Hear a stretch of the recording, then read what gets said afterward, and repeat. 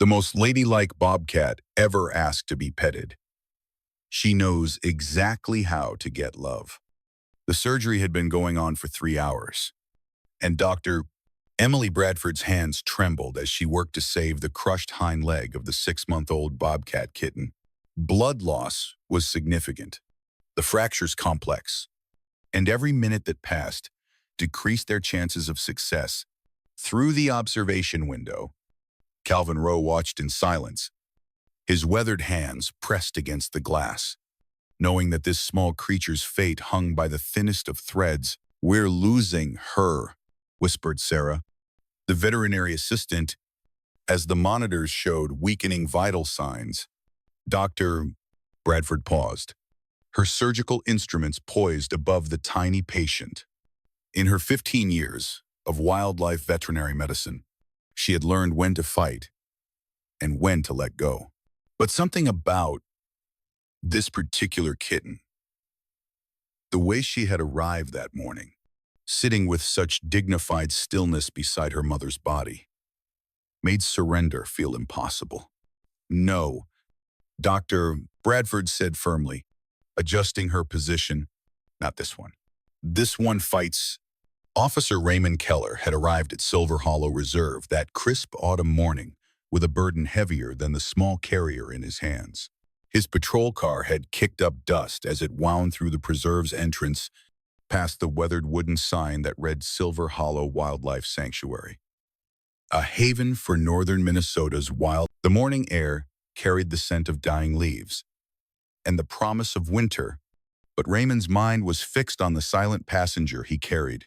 The call had come in at dawn from a trucker who'd spotted something unusual along Highway 38. When Raymond arrived at the scene, just past the old timber bridge, where the road curved sharply through dense pine forest, he found exactly what the trucker had described: an adult female bobcat, clearly struck by a vehicle sometime during the night, lying still in the ditch. But it was the small figure beside her that stopped Raymond in his tracks. The kitten sat perfectly upright, her tiny body pressed against her mother's side, making no sound, no cries, no desperate bowing, no attempts to flee when Raymond approached. She simply sat there, her golden eyes reflecting a depth of sorrow that seemed impossible for such a young creature. Dust from the road clung to her tawny coat, and her left hind leg was clearly injured, yet she maintained a composure that was both heartbreaking and remarkable. "Easy there, little one," Raymond had murmured, approaching slowly with the carrier. "I know this is hard. I know you don't want to leave her." The kitten had looked at him directly, and Raymond later swore that in that moment, she had nodded, actually nodded, as if acknowledging both her loss and the necessity of what came next. She allowed herself to be lifted without struggle, though Raymond could feel the tremor of grief running through her small body. "We found her sitting beside her mother's body," he explained to Dr. Bradford, his voice thick with an emotion that surprised even him. "She wasn't crying or thrashing around like you'd expect.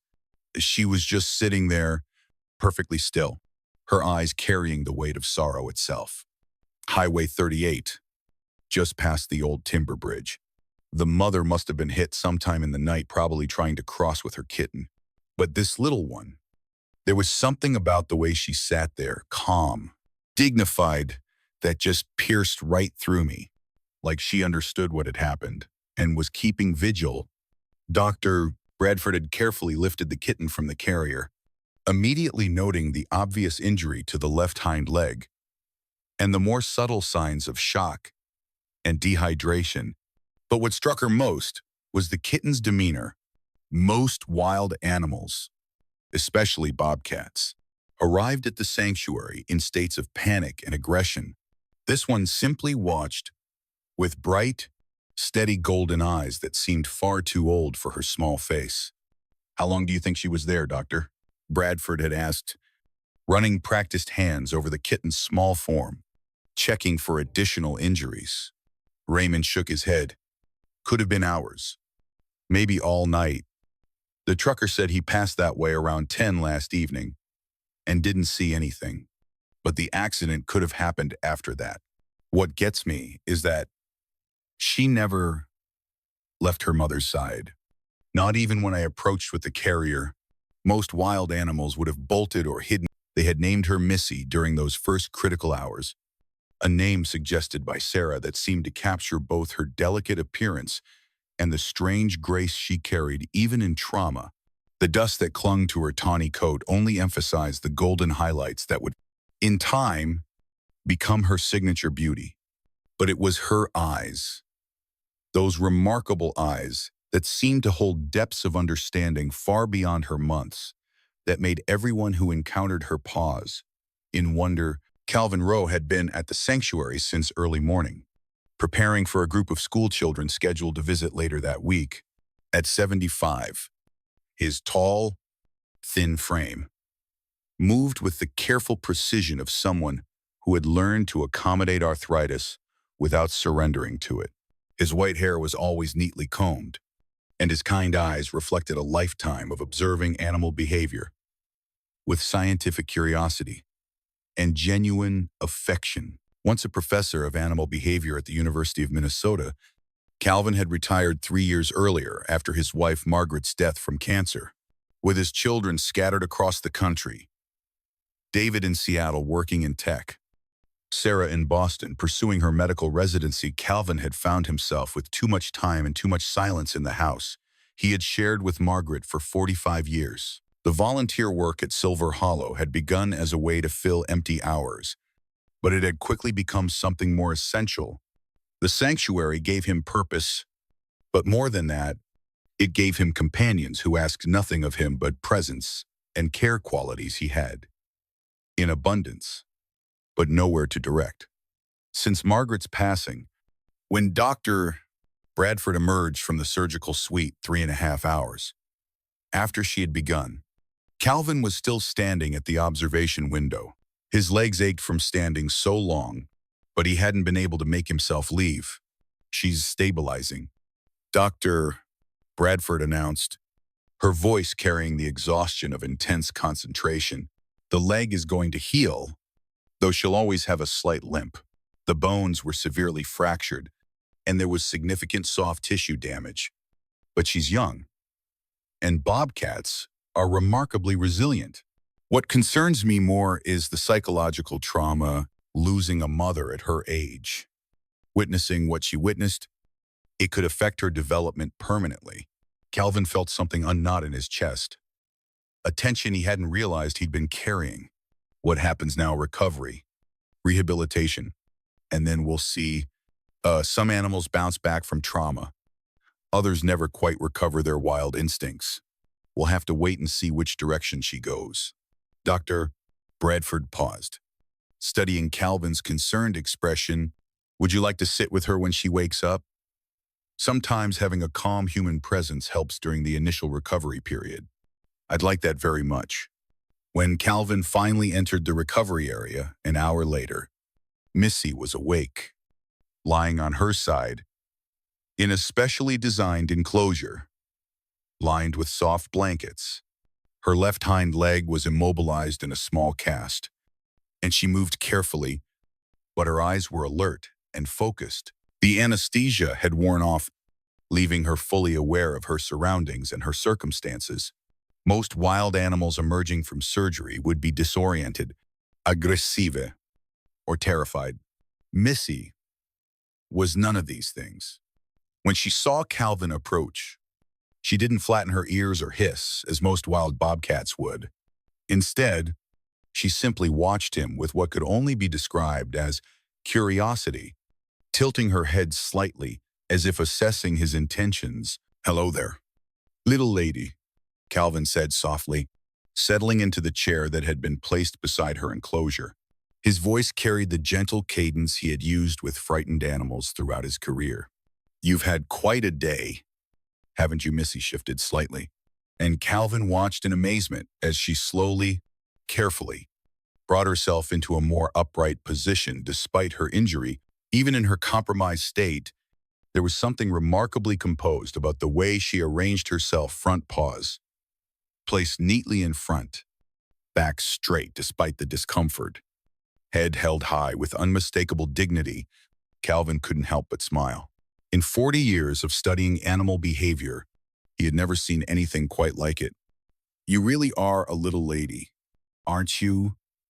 he murmured. "Even after everything you've been through, you're sitting there like you're about to take tea with the queen."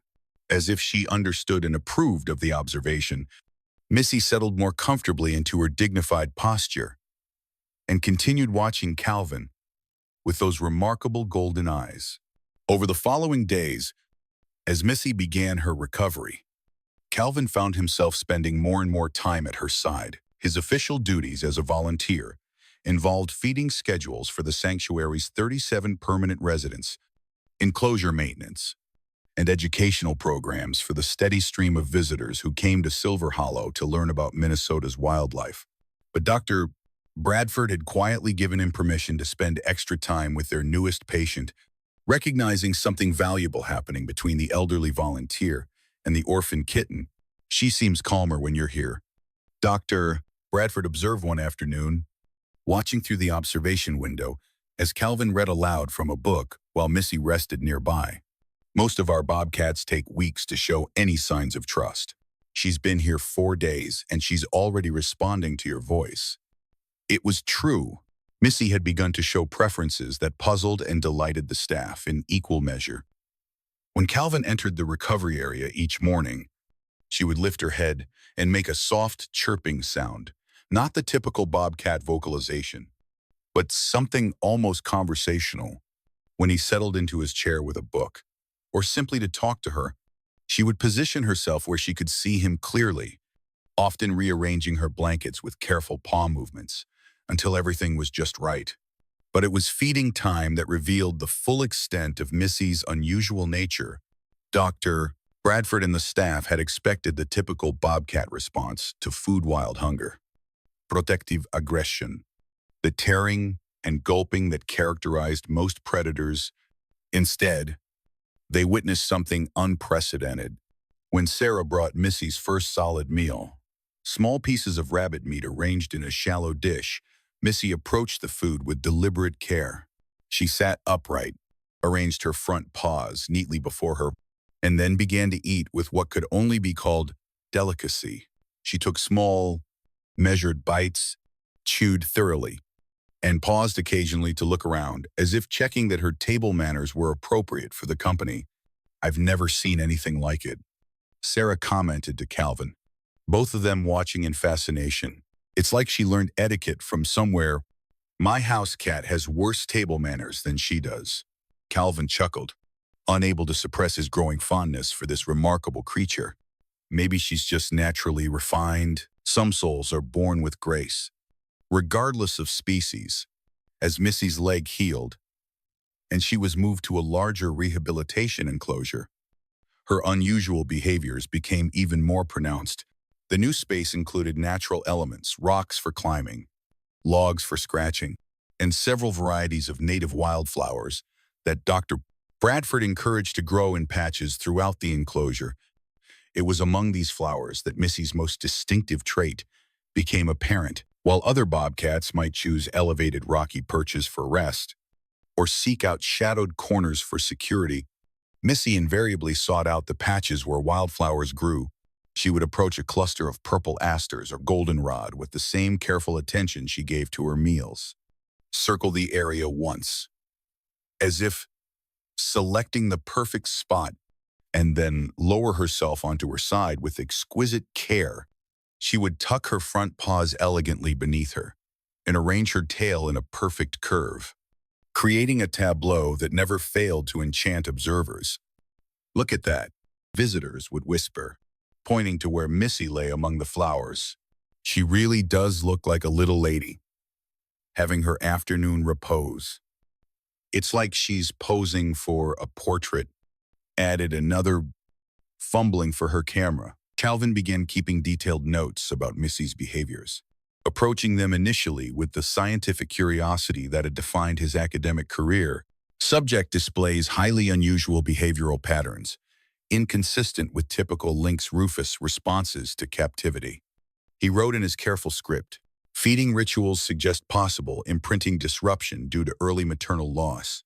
Though the specific manifestations are unlike anything documented in the literature, the preference for floral resting areas may indicate an unusual environmental sensitivity or possibly learned behavior from unknown source.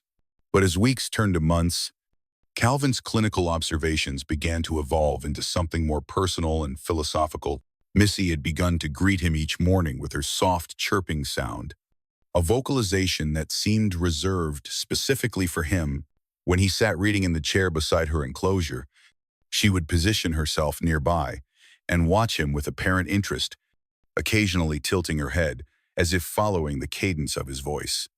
More remarkably, she had begun to respond to his emotional state with uncanny accuracy. On days when Calvin felt the weight of his loneliness, more heavily anniversaries of Margaret's diagnosis, their wedding, her death, Missy would position herself closer to the fence and remain there throughout his visit, as if offering comfort through proximity. "She's teaching me something," Calvin wrote one evening, his scientific language gradually giving way to more personal reflection. The initial hypothesis about behavioral deviation may be incomplete. What if this isn't disruption, but rather adaptation? What if Missy is showing us that affection and grace are not bound by species, but are instead choices about how we treat one another and how we choose to move through the world, even when that world has been unkind to us? The first time Missy groomed Calvin's hair, it happened so naturally that he almost didn't realize what was occurring. He had dozed off in his chair during an afternoon reading session, lulled by the warmth of late spring sunshine and the peaceful sounds of the sanctuary.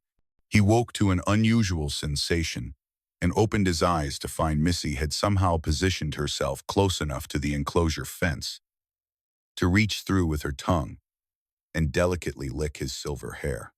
The sensation was gentle, rhythmic, and completely unexpected. Calvin remained perfectly still, not wanting to startle her or interrupt what was clearly a deliberate act of care. Missy worked methodically, her rough tongue carefully arranging and rearranging strands of his hair with the same attention she gave to her own grooming routine. "Well, I'll be," Calvin murmured softly, not wanting to startle her. "Are you taking care of me, Lady Missy?" Missy paused in her grooming, fixed him with those remarkable golden eyes for a long moment, and then resumed her careful attention to his hair. The intimacy of the gesture, this wild creature choosing to groom him as she would. A family member moved Calvin in ways he struggled to articulate. When Dr. Bradford found them 20 minutes later, Calvin's usually neat silver hair was standing up in wild tufts, styled by a bobcat's tongue into something that defied both gravity and convention. Missy was sitting back with what could only be described as satisfaction, admiring her handiwork. "I see you've gotten the full treatment." Dr. Bradford laughed, trying to suppress her amusement at Calvin's disheveled appearance. "She's been doing that with several of the staff members who spend time with her. It's definitely grooming behavior, but it's remarkably gentle for a bobcat. Usually when they groom, it's much rougher, more functional. This is almost artistic." Calvin reached up to feel his disheveled hair and couldn't stop smiling. "Today, Lady Missy has styled my hair. I think I rather like her aesthetic choices. There's something to be said for a coiffure that reflects authentic experience over artificial perfection." The incident became a favorite story among the sanctuary staff, but it also marked a turning point in how they understood Missy's relationship with humans. This wasn't simply a wild animal becoming accustomed to human presence. This was something deeper, more reciprocal, more complex. Word of Missy's unusual behaviors began to spread beyond Silver Hollow. Local newspapers picked up the story of the genteel bobcat, and visitors started making special trips to see the Lady of Silver Hollow, as she had come to be known throughout the region. Children would press their faces to the observation windows, watching in delight as Missy performed her elegant walking routine. Never wild-bounding, but measured, graceful steps, with her tail swaying lightly behind her. Like a lady's shawl, she walks like she's going to a tea party. One little girl observed, and the description captured exactly what everyone was seeing, but struggling to name. Look, Mommy, she's dancing, called another child. Watching Missy navigate around her enclosure with choreographed precision, elderly visitors were often the most profoundly affected by Missy's presence. Calvin watched them watch her, seeing recognition dawn in their eyes. As they witnessed grace, embodied in such an unexpected form. She reminds me of my grandmother, one woman said softly, her voice thick with memory. Grandma Rose always said a lady should carry herself with dignity, no matter the circumstances. Grace under pressure, she used to say. That's what separates us from the animals. But here's this animal showing more grace than most people I know. Another visitor, an elderly man with kind eyes, who reminded Calvin of himself, stood quietly observing Missy's afternoon rest among the wildflowers. Gracious, he whispered to his wife. She reminds me of Eleanor, the way she used to arrange herself when she was reading in the garden. That same attention to beauty, that same natural elegance. Calvin began to understand that Missy was touching something deeper than mere curiosity in their visitors. She was awakening memories of grace, of gentility, of a kind of refined kindness that seemed increasingly rare in the modern world. In watching her, people were remembering grandmothers and aunts, mothers and wives who had moved through life with similar attention to dignity and beauty. As autumn turned to winter and then to spring, Calvin's bond with Missy continued to deepen and evolve. His daily visits became the highlight of both their days, creating a routine that gave structure and meaning to Calvin's retirement years. Missy would be waiting at the fence when he arrived each morning, positioned precisely where she could see the path. He walked from the visitor center to her enclosure. She would greet him with her distinctive chirping, a sound the staff had never heard her make for anyone else, and then settle into her preferred spot for their time together. Calvin's notes from this period reflected his growing emotional investment and his wonder at what was unfolding between them. The relationship between human and wild animal is typically characterized by dominance and submission, or at best, mutual tolerance. He wrote, "But what Missy and I share seems to transcend these traditional boundaries. We are simply two beings who recognize in each other a shared understanding of solitude and the healing power of companionship. She has lost her mother, her original family, her expected future. I have lost my wife, my daily companion, my expected future. In that shared experience of loss and adaptation, we have found something precious, not a replacement for what we've lost, but a new kind of relationship that honors both our natures." While offering comfort, Dr. Bradford noticed the change in both of them as their relationship deepened. Calvin moved with more purpose than he had since Margaret's death, arrived earlier and stayed later. His laugh came more easily, and the deep sadness that had shadowed him since becoming a widower seemed lighter, somehow tempered by daily doses of wonder and affection. Missy, meanwhile, had developed into a confident, healthy young adult bobcat whose distinctive personality drew visitors from across the region and beyond. They're good for each other in ways I never could have predicted, Dr. Bradford confided to her husband one evening as they discussed the sanctuary's most famous resident. Calvin has found a reason to be needed again, a purpose that gets him up in the morning and gives him something to look forward to. And Missy, well, she's found her human. I don't think she sees Calvin as just another caretaker. I think she sees him as family. By the time Calvin turned 80, his arthritis had progressed to the point where navigating the uneven paths around the sanctuary required a cane. His children called more frequently, worried about his independence and his refusal to consider moving to a retirement community closer to one of them, but Calvin assured them that he was exactly where he needed to be, living with purpose and surrounded by beauty and meaning. Every afternoon, he would make his careful way to Missy's enclosure, moving slowly but determinedly along the familiar path. And Missy, now 6 years old and fully mature, would be there waiting punctual as a hostess, awaiting her dearest friend, positioned precisely where their afternoon conversations would unfold. "You know, my dear," Calvin said one particularly beautiful spring afternoon, settling into his chair with a slight grimace, as his joints protested, "Some people think I'm a foolish old man for spending so much time talking to a bobcat." Missy, now resting in her characteristic pose among a patch of early violets, opened one golden eye and regarded him with apparent amusement, as if she found the very idea ridiculous. "But they don't understand," Calvin continued, his voice taking on the conversational tone he used only with her. "They don't understand that you listen better than most people I've known. And you never interrupt or contradict or try to fix problems that don't need fixing. You don't offer platitudes about grief or suggest that I should move on or find someone new. You just are, and that's exactly what an old man needs.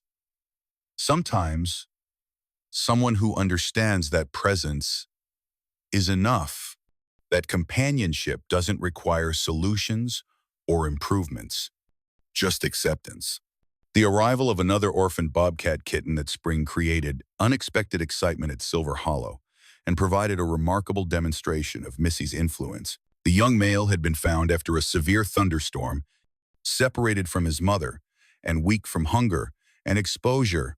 As the newest patient recovered in an enclosure adjacent to Missy's, something remarkable began to happen. Calvin first noticed it during feeding time.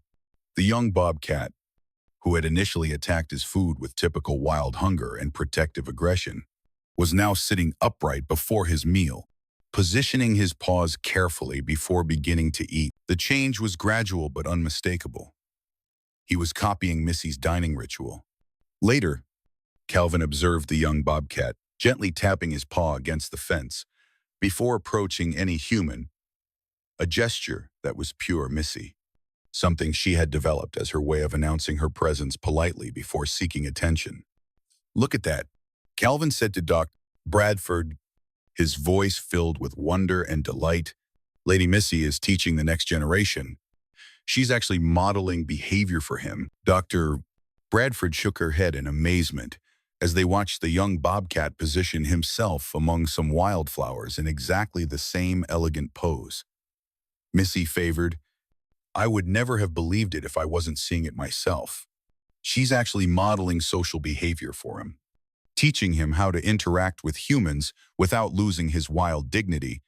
It makes perfect sense," Calvin replied, watching as Missy positioned herself where the young bobcat could observe her afternoon grooming routine. She's showing him how to be civilized, how to interact with humans without losing his essential wildness. She's teaching him that strength and grace aren't mutually exclusive, that you can be both powerful and gentle, both wild and refined.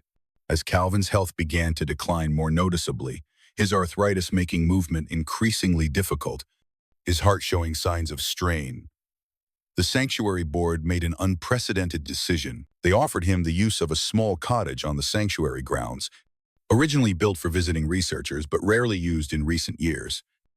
The cottage was positioned perfectly close enough to Missy's enclosure that Calvin could see her from his front porch, far enough away to maintain appropriate boundaries and ensure Missy's continued wild status. "We can't bear the thought of you trying to drive here every day, especially in winter," Dr. Bradford explained during the board meeting, where they made their offer. "And honestly, we can't bear the thought of Missy waiting for you and you not showing up. She's as much a part of Silver Hollow as any human who works here. And you two have become, well, you've become family to each other." Calvin's children initially objected to the arrangement, worried about their father living alone in what they considered the middle of nowhere, far from medical facilities and emergency services. But when they visited Silver Hollow and saw Calvin and Missy together, saw the way his face lit up when she approached the fence, saw the obvious contentment in both their demeanors, witnessed the gentle ritual of their daily interactions, their objections faded. "I've never seen Dad this happy since Mom died," his daughter confessed to Dr. Bradford during one visit, it's like he's found his purpose again, like he's needed in a way that gives his life, meaning I was worried he was just existing, going through the motions of living without really engaging with life. But this relationship with Missy, it's brought him back to himself. Living at the sanctuary allowed Calvin to observe Missy's daily routines more closely than ever before. He watched her morning stretching ritual, performed with ballet-like precision among the wildflowers. He observed her careful territory patrol, conducted with the measured pace of a lady inspecting her estate to ensure everything met her standards. He witnessed her evening grooming sessions, thorough, yet somehow mindful of an invisible audience that might be watching and learning from her example. "You really are performing, aren't you?" Calvin said one evening, watching Missy arrange herself among a fresh patch of wildflowers with deliberate attention to aesthetics. People are watching, and you're showing them how it should be done. You're teaching by example grace, dignity, the importance of beauty in daily life. Missy's response was to lift her head slightly and fix him with a look that seemed to say, naturally, someone must maintain standards. Calvin's final research paper, completed during his last summer at Silver Hollow, was unlike anything he had written in his long academic career. Titled, Grace Under Pressure, Behavioral Adaptation and Emotional Intelligence in Lynx, Rufus. It combined rigorous scientific observation with personal reflection in a way that challenged traditional wildlife behavioral studies and suggested new directions for understanding animal consciousness and emotional complexity. The subject, designated as Missy, demonstrates that behavioral adaptation following trauma need not be seen merely as dysfunction or pathology. He wrote, her responses suggest an almost conscious choice to adopt behaviors that facilitate positive human interaction, while maintaining species-appropriate independence and wild dignity. More significantly, her influence on both humans and other bobcats indicates a form of emotional intelligence and social awareness that science is only beginning to understand and acknowledge. Dr. Bradford encouraged Calvin to submit the paper for publication in one of the major wildlife journals, but he declined. "This isn't for the academic world," he explained. "This is just my attempt to understand what Missy has taught me about living with grace, about choosing kindness even when the world has been unkind, about the healing power of unlikely friendships." As autumn returned to Silver Hollow, bringing with it the anniversary of Missy's arrival 7 years earlier, Calvin found himself spending longer periods sitting on his cottage porch, watching his dear friend navigate her domain with undiminished elegance. At nearly 8 years old, Missy was entering her senior years for a bobcat, and Calvin, at 82, was keenly aware that their time together was precious and finite. "We're both getting on, aren't we, my lady?" he said one crisp morning, watching Missy perform her daily patrol with perhaps slightly less energy than in previous years. "But we've had quite an adventure together, haven't we? Quite an extraordinary friendship." Missy paused in her walk and looked directly at him, then approached the fence closest to his porch. She sat in her characteristic upright position and began her soft chirping, the conversational sound she reserved for Calvin alone, a private language they had developed over their years together. "I know," Calvin replied, as if he understood every nuance of her communication. "I know you're still here, and I'm still here too. That's what matters, isn't it? Not how long we have, but how we choose to spend the time we're given." Visitors to Silver Hollow that season often commented on the peaceful tableau they witnessed in the early morning or late afternoon. An elderly man sitting on a simple porch, a magnificent bobcat resting among autumn wildflowers, the two of them existing in comfortable companionship as the seasons changed around them and the years accumulated between them. Photographers captured the scene. Writers tried to describe it, but everyone agreed that something magical was happening in this quiet corner of northern Minnesota. Something that spoke to the deepest human longing for connection and understanding across the boundaries that seem to separate us. That's not just an old man and a bobcat. One visitor whispered to her companion, her voice filled with awe. That's a gentleman and a lady walking the last stretch of life together, bound by a friendship that transcends every boundary we think we understand about love and connection and the meaning of family. Dr. Bradford often found herself pausing in her daily rounds to observe Calvin and Missy, marveling at the relationship that had developed between them over the years. In all her years of wildlife medicine, she had never witnessed anything quite like it, a bond that seemed to nourish both participants without diminishing the wild dignity of either, a friendship that honored both human need and animal nature while creating something entirely new. They've taught each other something vital, she confided to her husband one evening as they discussed the day's events. Calvin learned that love doesn't end with loss. It transforms, adapts, finds new expressions and new objects. And Missy learned that grace isn't about perfection. It's about choosing kindness, even when the world has been unkind to you. About maintaining dignity, even in circumstances you never chose. As the days grew shorter and the Minnesota winter approached, Calvin and Missy settled into their quiet routine of companionship, with the contentment of two beings who had found exactly what they needed in each other. Calvin's morning readings were punctuated by Missy's attentive presence. His afternoon naps were guarded by her watchful protection. His evening reflections were shared with a friend who listened without judgment and responded with the perfect weight of understanding silence. The legend of Lady Missy, the Lady of Silver Hollow, and her devoted companion Calvin Rowe became part of the sanctuary's permanent story, told and retold to visitors who came seeking not just education about wildlife, but inspiration about the possibilities of connection and healing. Visitors would ask specifically to see them, and guides would share the tale of the orphaned bobcat who chose grace over bitterness, and the lonely widower who found in her companionship a reason to believe in the healing power of unlikely friendships and the endless capacity of the heart to love in new ways. On golden evenings, when the setting sun painted Silver Hollow in shades of amber and rose, Calvin would sit on his porch with his cane resting beside his chair, a cup of tea cooling in his hands. Missy would arrange herself among the wildflowers at the fence closest to him, her posture as elegant as ever, her golden eyes reflecting the last light of day with ancient wisdom and gentle contentment. And in those moments, surrounded by the peaceful sounds of the sanctuary and the gentle presence of his extraordinary friend, Calvin understood that some gifts come to us only when we are ready to receive them, gifts of grace, of companionship, of the profound healing that happens when two wounded souls choose to trust each other enough to share their remaining days in peace and mutual appreciation. The Lady of Silver Hollow had indeed taught him that affection belongs not to any single species, but to how we choose to treat one another.